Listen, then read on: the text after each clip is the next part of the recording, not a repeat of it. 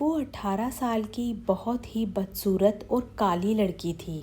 दांत भी निकले थे, पर उसे अपने रंग और बदसूरती का जरा भी अफसोस नहीं था। हमेशा खुश रहती और एक नंबर की पीटू और पढ़ने लिखने में महामोंदू भी थी। पेटू होने की वजह से शरीर भी बेडोल हो गया था। एक खूबी उसमें यह भी थी कि जहाँ रहती हंसते मुस्कुराते रहती और सबको भी हंसाते रहती। उस नेक दिल लड़की का एक शौक भी था, खाना बनाने का। खूब मन से खाना बनाती, बड़े चाव से मसाला पीसती, खाना बनाने की किताबें खूब ध्यान लगाकर पढ़ती। टीवी रेडियो पे भी पाक कला के प्रोग्राम को बड़े मनोयोग से देखती सुनती। उसे कोई भी खाना बनाना होता तो बड़े प्रेम से बनाती। आटा गूंथती, बड़े प्यार से गीत गुनगुनाते हुए कम आंच पे पूरियां तलती। सब्जी, चटनी, खीर हो या मटर पनीर, सब कुछ लाजवाब बनाती। जो भी उसके खाने को टेस्ट करता बिना तारीफ किए ना रहता। उसने पाक कला में अद्भुत और असाधारण प्रतिभा हासिल कर ली थी, पर वह मनहूस थी। उसके काले रंग और बदसूरत होने से कोई उसे प्यार न करता था, पर माँ उसे बहुत प्यार करती थी। आज तक माँ ने उसे डांटा तक नहीं था और वह भी माँ से बहुत प्यार करती थी।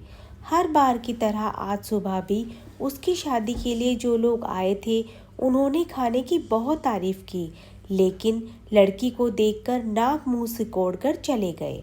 वह लड़की भी तैयार होकर बिना किसी को कुछ बताए कहीं चली गई। शाम में जब वो लौटी तो घर का माहौल बहुत गर्म था। पिताजी माँ पे बहुत गुस्सा थे, बोल रहे थे पता नहीं कौन से पाप के बदले ये मनहूस लड़की मिली। पिता से अक्सर यह सब सुनती थी, पर उससे उसे कोई असर ना होता था। वह बहुत खुश खुश माँ को कुछ बताने गई और कहा बड़ी भूख लगी है, कुछ खाने को दो पहले।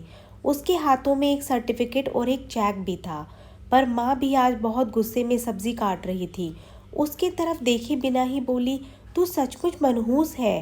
काश पैदा होते ही मर जाती तो आज ये दिन ना देखना पड़ता।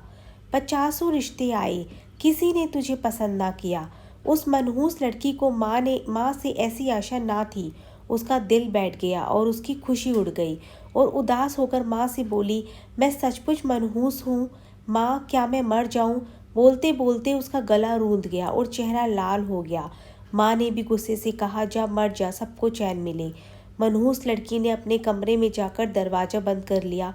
थोड़ी देर बाद जैसे ही माँ को अपनी गलती का एहसास हुआ, वह दौड़ती हुई उसके कमरे की तरफ गई। आवाज़ देने पर भी दरवाज़ा जब नहीं खुला तो माँ ने ज़ोर से धक्का दिया।